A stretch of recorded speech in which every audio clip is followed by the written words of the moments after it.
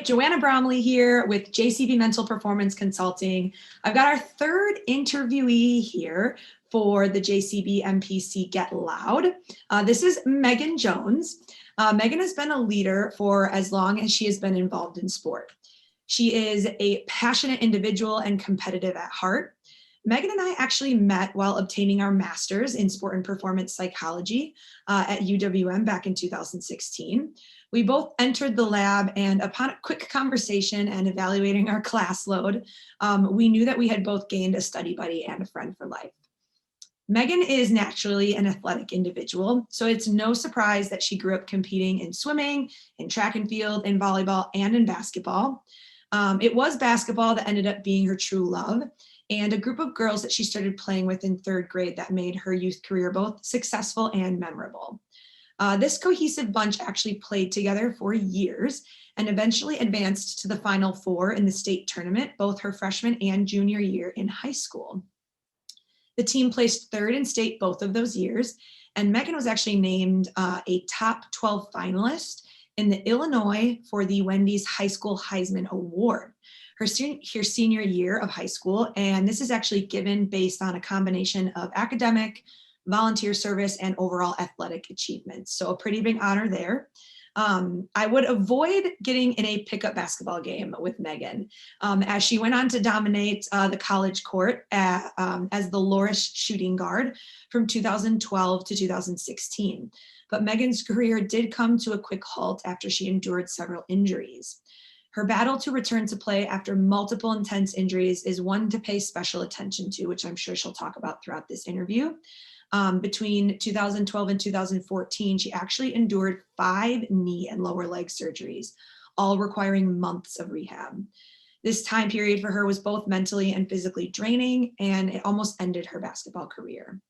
Her resilience and determination to get back to a high level is just another example of her passion and competitive nature.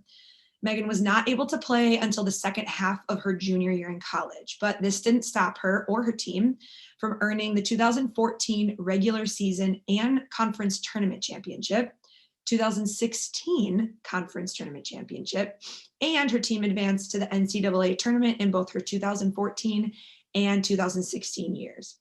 FYI, this was only the second and third time in her school's history. When I actually asked Megan to share her fondest basketball memory, she said, and I quote, "All of those postseason runs that we had, both in high school and in college." She says, "Basketball season is the longest sports season, and it is a grind physically and mentally. But the reward of success at the end and doing it together as a team and family was incredibly rewarding." She says, "My family is a basketball family, and going through each season with my parents and siblings from youth sports to college were also some of my favorite memories," end quote. Megan has used her master's degree to help advise athletes, but in a much different way than I am currently doing. She's actually the assistant women's basketball coach at Loris. She's also the assistant coordinator for athletics, social media, graphics, and video editing at Luther College, And this is an NCAA Division III institution in Decorah, Iowa. She gets to build relationships with students and athletes every single day, challenging them on the court and assisting them with achieving their performance goals. Megan adds, quote, "It is incredibly rewarding to see them achieve things they may have not thought they could. The relationships don't stop after they graduate. I am always honored when they ask me to write a recommendation, and I'm so proud when they are excited to share the success in the next step of their life," end quote. Megan is excited to share more about her passion for the game and competing today. We're lucky to have her. She knows the value of sport and what the game can teach all performers. And this is something neither of us, I think, have taken for granted. So please welcome Megan Jones. Thank you. That was quite the intro. Yes, I need a drink of water after that one. The Loris Luther connection. So same conference, obviously, and that's always a fear of mine to say that I'm at Loris when I'm at Luther. Love them both. So yes, I slipped up there. So she went to Loris. She coaches at Luther. Yeah. Assistant coach at Luther. Yep. So the L's and then the same conference definitely don't help there. Yeah. But again, super honored to have you here. It's nice to have different people with different sports backgrounds, different educational backgrounds, different coaching and performance experiences. So I'm honored that you took the time out of your busy day to come spend a little bit of time with me, and of course the many athletes that are hopefully and performers that are going to tune in. So can we get into it? Yeah, let's do it. All right. So just to kind of start off, I know I've provided a pretty in-depth background of some of your accomplishments, both at the youth level and at the collegiate level, but can you kind of briefly describe your performance journey, youth, college, and maybe even post-college? Yeah. So like you kind of mentioned, I grew up in a basketball family. So both my parents were coaches when I was born. My fun fact is that my mom was coaching a game and jumped up when she was pregnant with me. And then later that night, her water broke. So kind of born into the game, I guess you could say. But they kind of, I was always at the gym with them, and they put me in different sports growing up. And so swimming was an earlier sport that I did when I was young through kind of our park and rec department. And then eventually coached that team when I was in high school and swam at the same time. And so really enjoyed that. I did that competitively really up until I was probably 8 to 10 in there. And they said that this was indoor, said that I had to choose between doing that along with other sports because they practice in the morning and after school. And so it just didn't allow for a lot of other time when I was doing that indoor in the winters.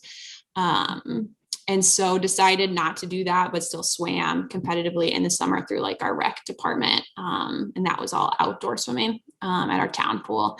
So really enjoyed that. Track and field, did that, started when I was they had something that was called like the Junior Olympics locally. And so I joined that, and it was like one track meet when I was in 4th or 5th grade, and then eventually did that in middle school as well. That was kind of my first exposure actually to sports psychology and like visualization and things. The PE teacher at my dad's school that my dad taught at, and she taught me how to high jump. And that was the first time that somebody had kind of told me to visualize what I was doing. And so told me to kind of like visualize my approach and how I would jump over the bar and all the footwork. And so that was really my first exposure to visualization at the time. And then I started adding that into other sports. And so obviously, like you mentioned, basketball became kind of my primary eventually. And so would implement that piece, like when I was shooting free throws, jump shots, things like that, to be able to visualize. So obviously did a lot of different things growing up. Volleyball came in there too, basketball. But like you kind of said in my intro, in 3rd grade was really the first time we started playing competitively, basketball wise. And we do that at local tournaments. There was a local facility that they had leagues, and we do that. There was a time that my mom coached middle school, still has done that for like 30 years. And her assistant, or the 7th grade coach, she was the 8th grade coach.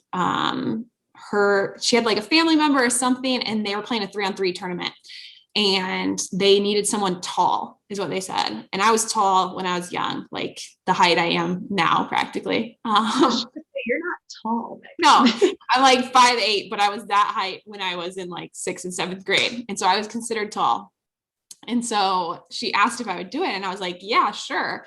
3-on-3 tournament for fun. And then she's like, it's all boys tournament, but they needed a tall person. And so I played on this boys team of boys I'd never met, 3-on-3 tournament. And it was like 2+ hours away from home, but my family, I was the oldest of 4 kids. We all loaded up and went to this 3-on-3 tournament. So that was really fun. And so there was just different things that popped up, youth sport wise, that I jumped in and just kind of got those experiences. And kind of reflecting on it now, the number of things that my parents like let me do or took me to do, kind of amazes me that I got to do all of that. But then kind of as we got into middle school and into high school, basketball and volleyball were more of my main 2 sports. Like I mentioned, I kept coaching swim, but that was really like a summertime thing, not a year round, like basketball was for me. And then in high school, we were really successful. We'd played together for a long time on the basketball court. And so advanced to the state tournament 2 times, Elite 8, one that in-between year, my sophomore year, didn't make it all the way, which was pretty tough at the time to be able to work through that because we thought we would. Yeah, high school wise, I like think about it now, like I'd love to go back to it just because it was so much fun to be able to, I went to a small high school and so we all played together for years. And like I kind of had told you, that's what I think led to our success on the court, was that we'd done that together for so long. And there was a lot of pride, like small community. A lot of people were behind us and all of that. And so it was really fun. And then eventually our boys team made it a couple years later. My brother was actually on that team. And so it's just cool to see different experiences of getting to go to state when you're at a small school like that. But then in college, I went to Loras. And like you mentioned, I had some injuries. So my first ACL injury was at the very end of my senior year of high school, like only 3 or 4 games left in the season. And so obviously I wasn't able to finish the season. And then when I went into my freshman year, I was still kind of rehabbing right at the end of that, but was able to start the season. And then went knee to knee with another player and something just wasn't right after that. There was another tear in there. This was my posterolateral corner, a little bit different, but it actually holds the ACL. So it had to be repaired as well. And so that was early on in my freshman year. And then during the rehab of that second knee injury, I tore my ACL at some point. I don't know when, but I started to progress to doing more on-court stuff at that time. And I just, like, it was buckling. I'm like, something is not right. I went back and it was torn. And so they did a surgery on both my legs at the same time, took my patella from my other knee, put it in my right knee to replace my ACL at that time. And so that was a lot longer because it was on both legs at the same time. That rehab was a lot longer. And so during my sophomore year, I was actually able to eventually get back on the court at the end of the season, which was like end of January into February, but I wasn't quite ready for like the competition level. I could do it in practice when it was very controlled and we weren't playing up and down, for a straight hour and a half. And so like I kind of gave you that information about our success as a team at that time. And I definitely felt like I was a part of that because I got to be on the scout team, which was super fun at that time because there wasn't any pressure on me, I guess, to play and perform like in a game, but I was able to prepare my teammates, even though I wasn't quite ready. So that was a unique experience and was really fun at the time, even though I was going through that injury. Let's see. And then after that one, I had compartment syndrome in my lower legs that kind of caused my feet would go numb. It'd be hard to run, a lot of pressure. And so after those knee injuries, it got worse and I decided that I needed to have it fixed. And so had a surgery for that end of my sophomore year. That one was a little bit quicker rehab. And then my junior year, something in rehab. I need things scoped up. Things where my plica was enlarged. And so I had a scope and then was able to eventually get back on the court that second half of my junior season after those 2 rehabs. And so it was a long, long process, especially in youth sports. I didn't really have any injuries. Nothing came up when I was younger, other than, your typical, like I sprained my ankle, nothing more than like a week or so out. I don't even think it was that much at the time. And so it was a hard process when I was in college. You're away from home. Loras is in Dubuque, Iowa, extremely hilly, right on the Mississippi River. And so when you're injured and you are on crutches or in a wheelchair, it is not pleasant.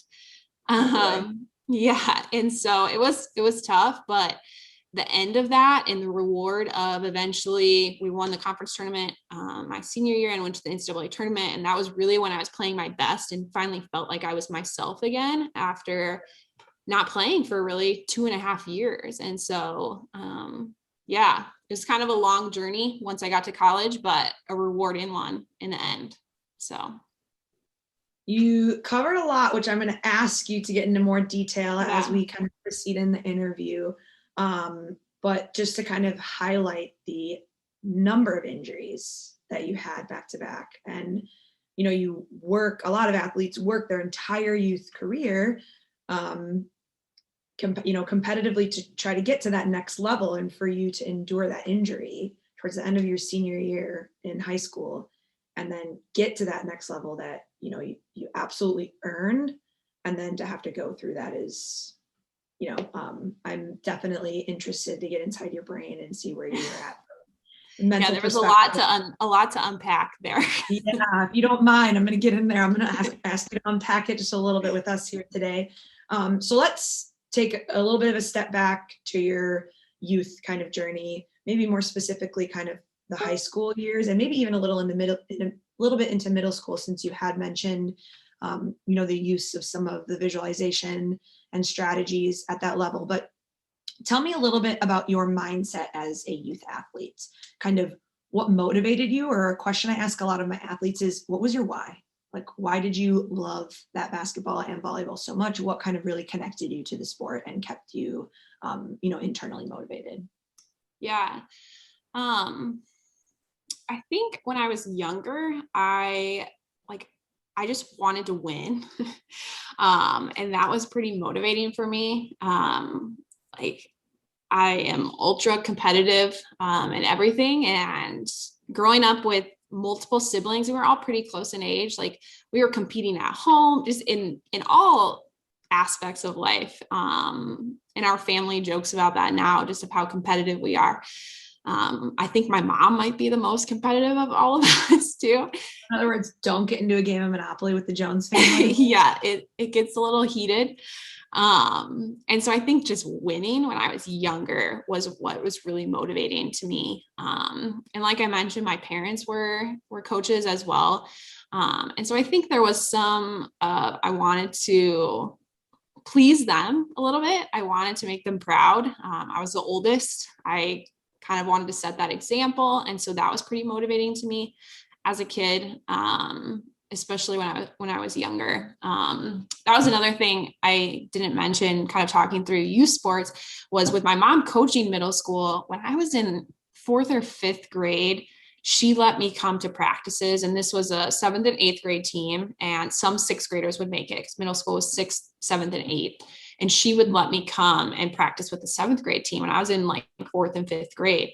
And that was making me really competitive, I think, from a young age, just because I was always competing with people who were already bigger, stronger, faster at that time. And so I was kind of preparing for what then high school is like. And so that was pretty motivating. And I wanted to be good. And I think that is kind of what kept me going when I was younger. And then kind of the question of what's my why, as I got older and you reflect more, you know, on performance and sports. My dad's best friend passed away in a farming accident when I was in 8th grade. And he was actually my youngest sister's godfather, and he and his wife didn't have any kids.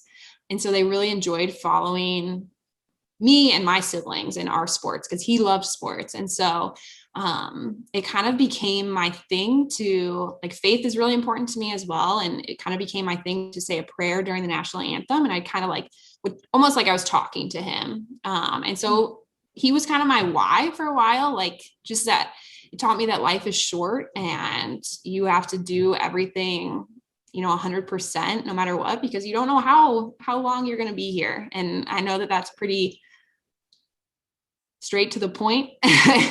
That kind of became my why throughout high school. And then even into college, I still continued kind of that routine. I was really big on routine. And then my grandma unexpectedly passed away when I was in college. And so she was kind of another person that I added to that why. Like, she didn't get to be here to see things. And I was the oldest, so I got the most time with her in life, and my siblings didn't. And so she became a why for me as well. So I think it can kind of change over time. But that was kind of my experience and the people that I competed for and wanted to succeed for, if that makes sense. Yeah. So it seems like it grew a little bit from things externally motivating you, right? Like winning, which I don't think is uncommon amongst youth, right? Of course you want to win. Winning is always more fun. We know that. And then almost shifted a little bit to more internal, playing with a purpose, playing to make others proud, playing for those who maybe aren't able to be around and enjoy that. And I'm kind of wondering if you can elaborate that on a little bit more, because this is something I talk with the youth athletes I work with a lot is, okay, are we really outcome oriented here? We want to win. Well, what happens when we don't win? Like, what's going to keep us going? What's going to keep us motivated? So I'm curious, reflecting on the time when you were more motivated by the winning aspect of things, like what would you say to youth athletes who are really motivated about the winning in terms of like a little bit more of maybe a transition in mindset to the internally motivated aspects and getting better and challenging your performance based on your previous performance and that kind of thing? I know you know where I'm getting at, because like I said, in the beginning, we've gone to school together, so we've kind of had similar conversations already. So I'm wondering if you can just kind of speak to that point a little bit. Yeah.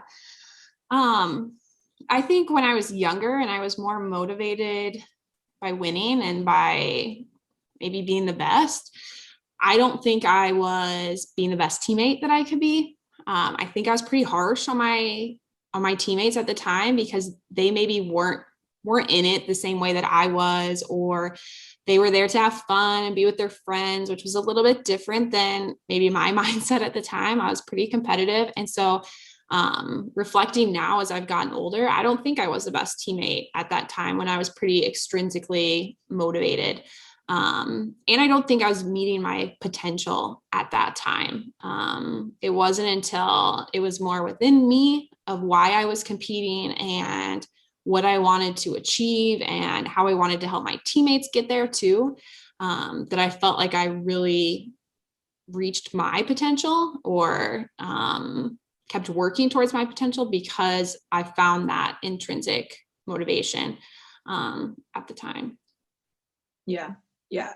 And just to clarify for our listeners, extrinsic, intrinsic, kind of similar, synonymous with external and internal things around you motivating you externally, extrinsically versus internally, things kind of within you and your headspace that motivate you. So thank you for sharing that. Kind of piggybacking off of that now into kind of what role sports psychology played during your youth career, if any. And I know you mentioned in the beginning that visualization piece from your track coach, awesome to kind of bring something like that into play for you during, I think you said your middle school years. So kind of take me back there on how you maybe use that visualization to help aid your performance, and then how that kind of blossomed into carrying over into high school and maybe what other strategies you used.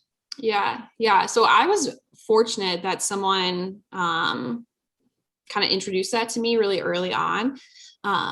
Because obviously we were using it in track and high jump specifically, just my footwork, and really seeing like every piece of what you were doing was really important in that visualization so that then your body would follow. And so when I think back to when sports psychology kind of came into play, that's always the first thing that comes to mind. And sometimes I forget that it was that early.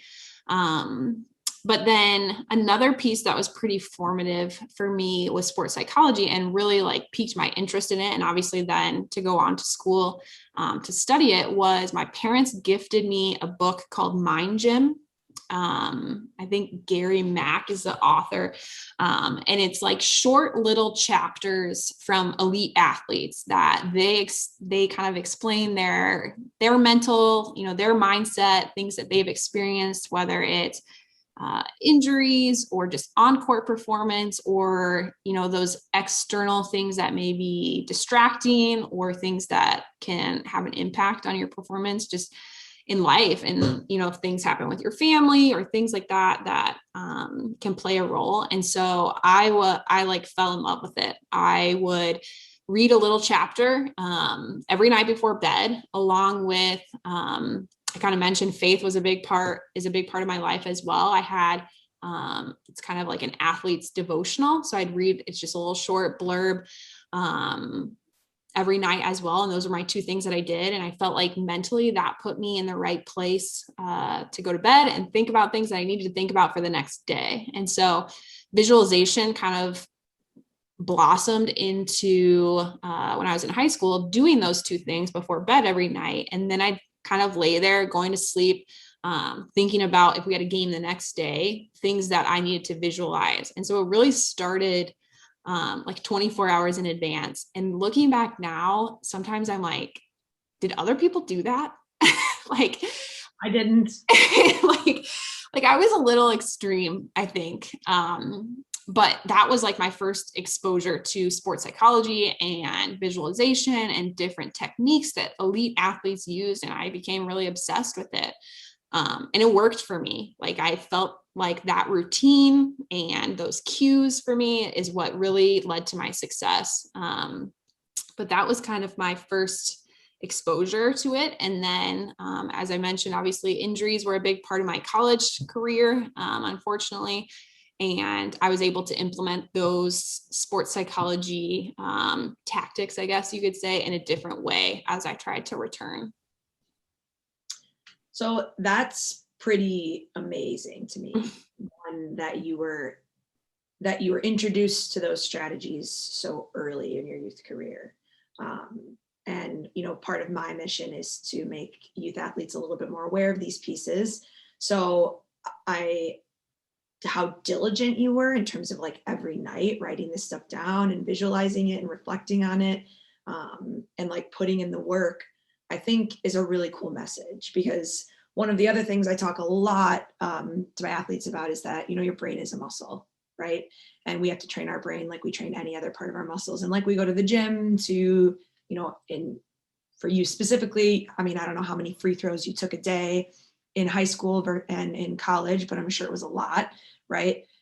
Spending a lot of time training those different physical, technical, and tactical aspects of your sport. We have to put in that same time and effort to train the mental aspects of our sport. So I guess to elaborate on your previous point, did you feel like once you started that visualization that it was something that kind of worked right away for you? Because you said that you found a routine and you found a tactic and a technique that worked for you. Or did you feel like it was something that you had to work at and that eventually kind of evolved for you to make it your own? Mm-hmm. Yeah.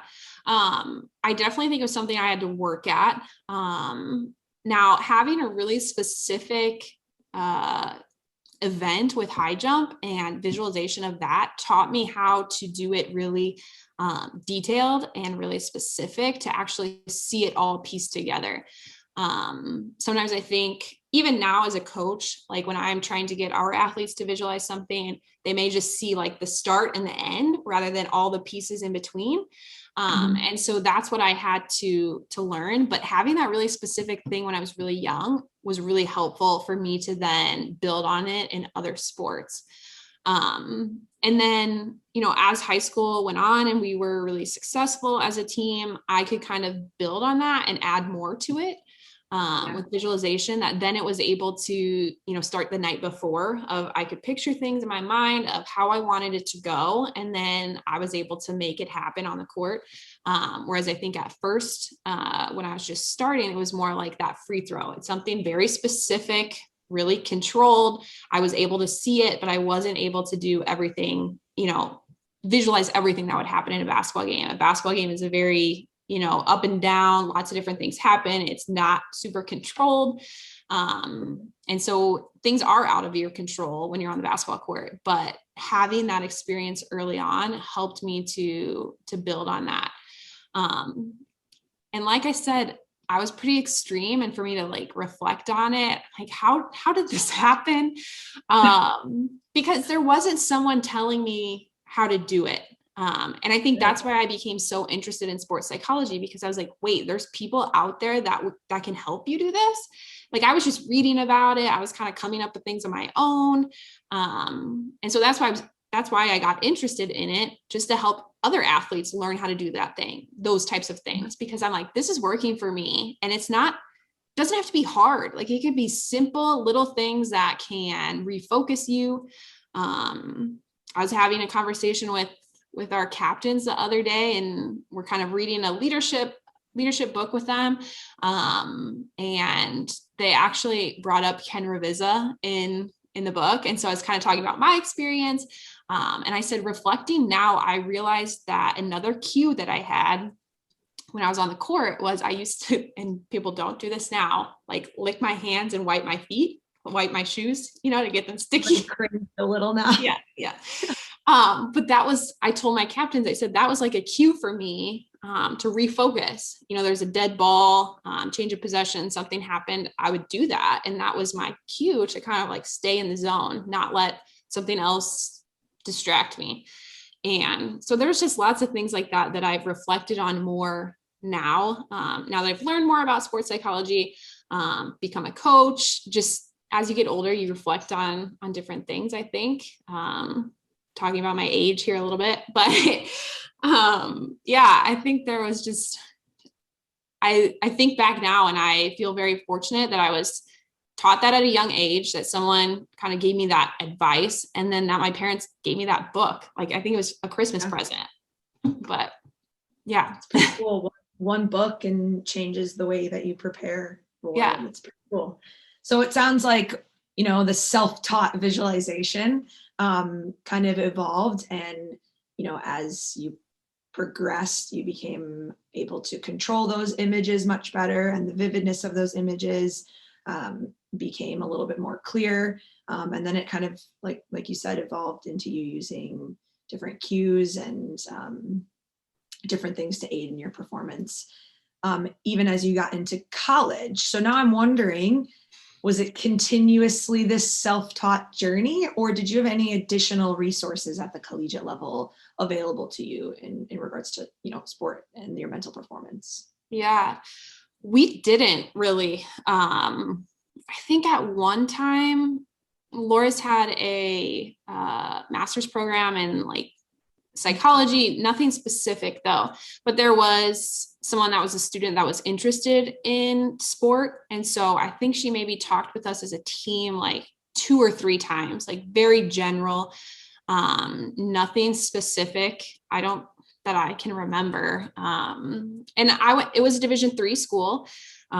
So those resources weren't really put there. But I think about it all the time of how beneficial it could be for everyone. And like I said, when I realized that other people did this for a job and could teach you and could help you and provide more resources, like, why isn't this more universally used? Like, it just would help everyone. And like I said, I was kind of weird. Like, for me to figure that out on my own, it was a little weird. I would call it wise. I would call it wise. Yeah. But so I wanted to help my teammates see some of that too, I think. Yeah. So sounds like not as many resources available to you at the collegiate level, and maybe that allowed you to play a different type of leadership role and how you assisted your teammates with the mental aspects of the game. So I guess on that note, where did you, or even your team as a whole at the collegiate level, struggle with your what part of your mental game would you say you struggled with the most, or your team? Yeah. Kind of back to like what resources were available. I actually, within my psychology major, we were able to do research, and I was able to do some on mindfulness in sport. And so I actually did a project and was able to kind of implement a little bit of that with my teammates, just kind of do some testing, different things of where they were at with their mental game, I guess, and how if they use different resources as they apply to mindfulness at the time. And so I was able to do a little bit of that. But I would say me personally and my mental game was obviously had to do with the injuries.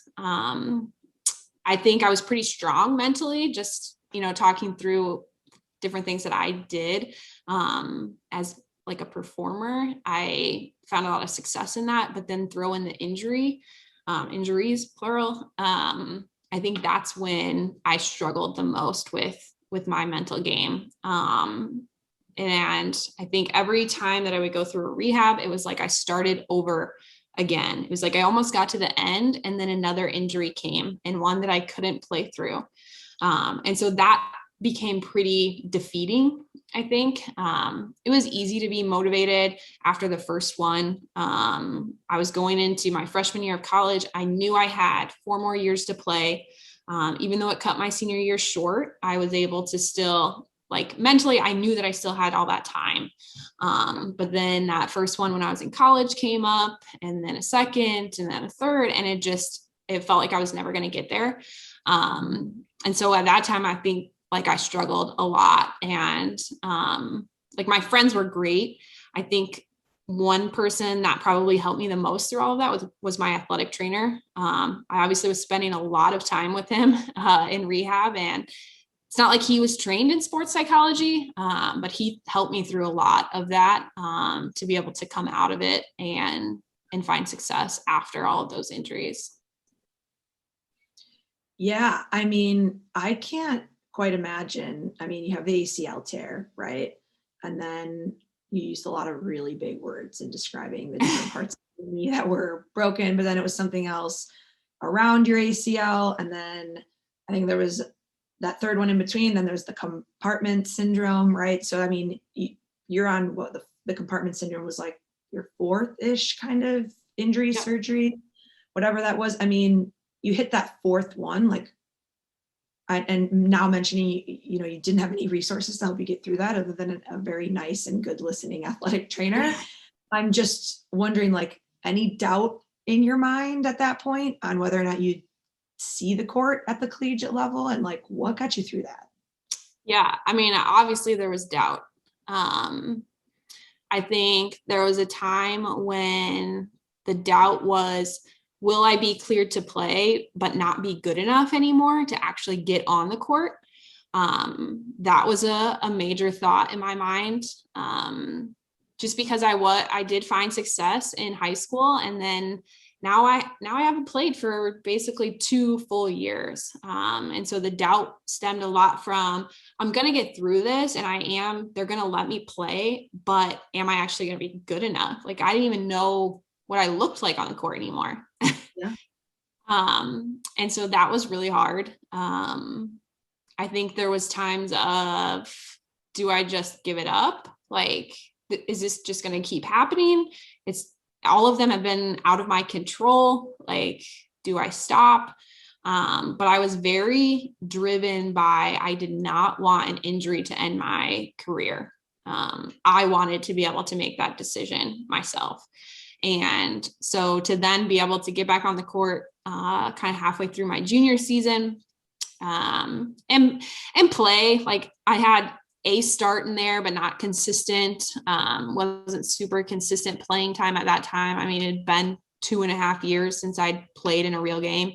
So I think to be expected. But then going into my senior year, to then be able to get back on the court and start the whole year and be a part of our conference tournament championship, and then a really successful personal, I think, performance in the NCAA tournament. A game we still don't really like to talk about to this day, because we were winning most of the game, and then lost in overtime. And so that was tough. And that was against, like, a powerhouse team.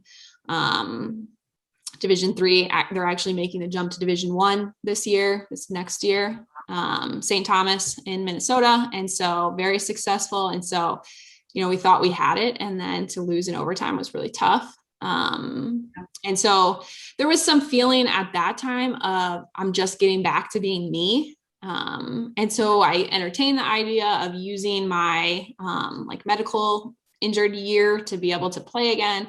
But I felt very at peace with ending with my teammates that I had kind of started with, even though we weren't on the court all 4 years together. I finished with them. And so I think it kind of, the doubt paid off, and to work through that, it paid off in the end. But there was a lot of people that had a part in me being able to do that too. Yeah. Used it all as fuel, almost, in a way. Yeah. Power yourself through it and get back on the court. In a way, inspiring. I know, don't mean to be cheesy, but yeah, really inspiring. Again, I don't know, how many people who have the, grit to kind of power through that. And I think, I'm sure that there are athletes that are probably tuning in who are either going through an injury right now or have gone through an injury. I know I had a series of players that I played with who had like back-to-back ACL tears, or they had one go out and then they had the other go out. And it's, so I think there's a lot of people who can probably relate to your experience and appreciate the, honest and very forthcoming, you sharing and being so forthcoming and honest. So, a lot of what I feel like athletes learn on the field, the court, the track, the pool, whatever it is, translates into our kind of everyday life. So I'm curious, were there any lessons that you learned in sport that have kind of helped you navigate life? Yeah. I just think work ethic first and foremost. Like I kind of said before, basketball can be a grind. The season is straight through compared to fall sports, spring sports. They'll have their non-traditional season, either or, but those winter sports, they can get long. And so I think just the work ethic that's developed over that time, the grit that's developed to then carry over to life. And for me personally, just the perseverance that it took for me to return from the injuries, that returning from my injuries, and probably that class that we took in grad school, that physiology class, are probably the two hardest things I've ever gone through in my life. I had to, we had to work hard through that, and I had to Up to Dr. Ebersol. Yeah. And so just to show that I could come out from that with success, has carried over to I can achieve what I want to in life as long as I'm committed to it, and give it my all. And so I think just the perseverance and the work ethics that is developed through sport can take you a long way in life. Yeah. Yeah. So to kind of piggyback off of the grad school comments, as I had mentioned earlier, the way that Megan and I know each other is we went to grad school together. We endured 2.5 pretty much years of studying, probably to be very vulnerable with everyone, some tears, some points of uncertainty and whether or not we would pass certain classes. But your experience obviously with sport and performance psychology is probably pretty advanced compared to a lot of other people. You have a master's in it, but you are using it to help advise athletes in a very different way. So I'm curious, how do you kind of use what you learned within your master's program to kind of assist the athletes that you're currently working with on and off the court?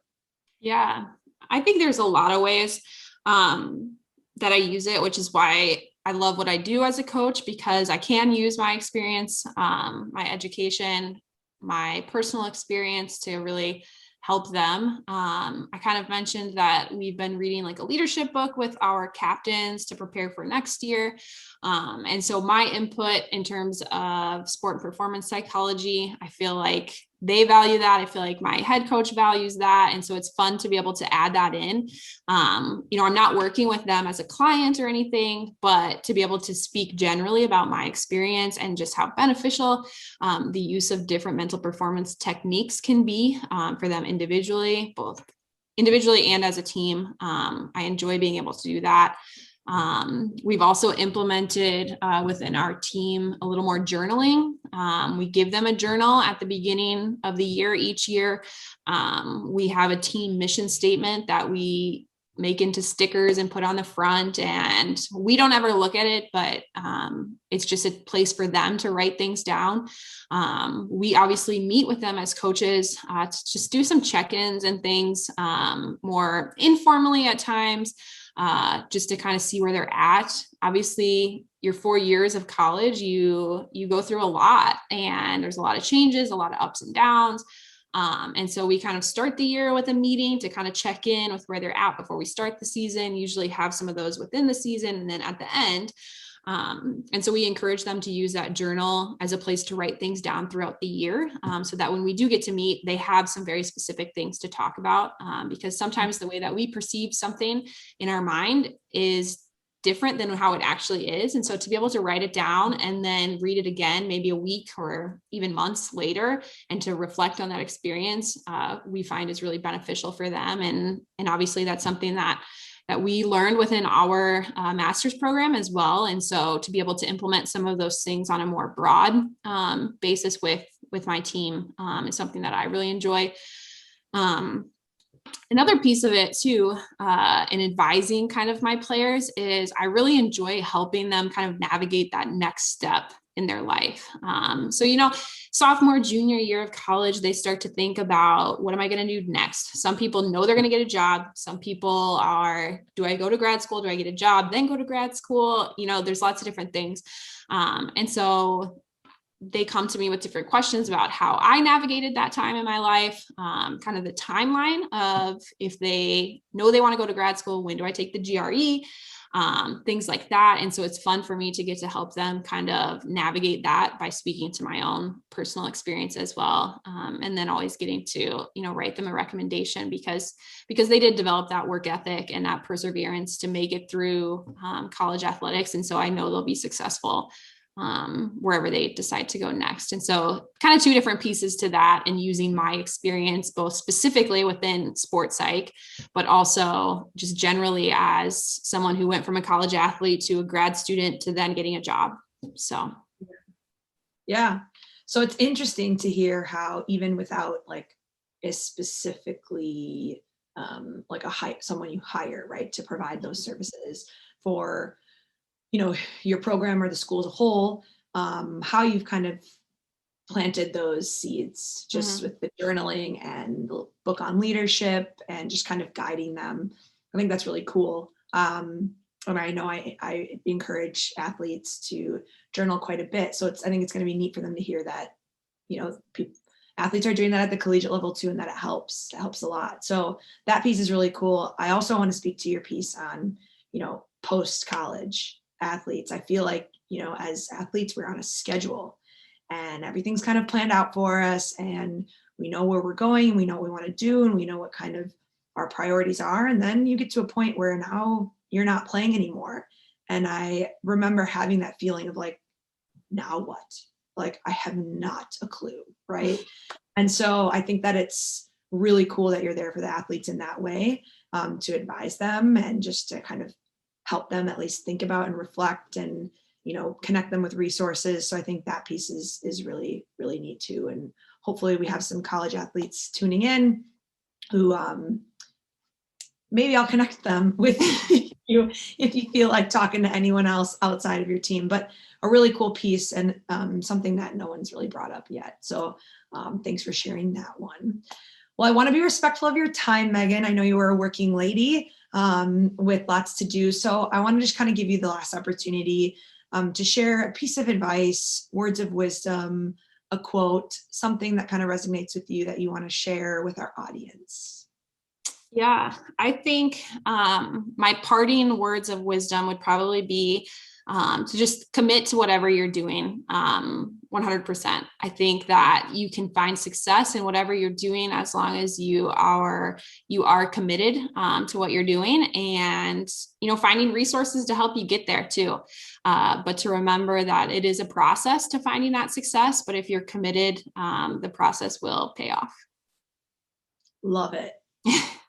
Period. Not adding anything more. Well, Megan, again, thank you so much for your time, for your words of wisdom, for your honesty, for your vulnerability throughout this last 45 minutes, hour. Can you tell some of our listeners kind of where they can find you on social media and stuff? Yeah, I primarily use Twitter just in the coaching world. And so I think my name is at Megan Jones LC for Luther College. So yeah, feel free to reach out. All right, perfect. Thank you so much. Thank you.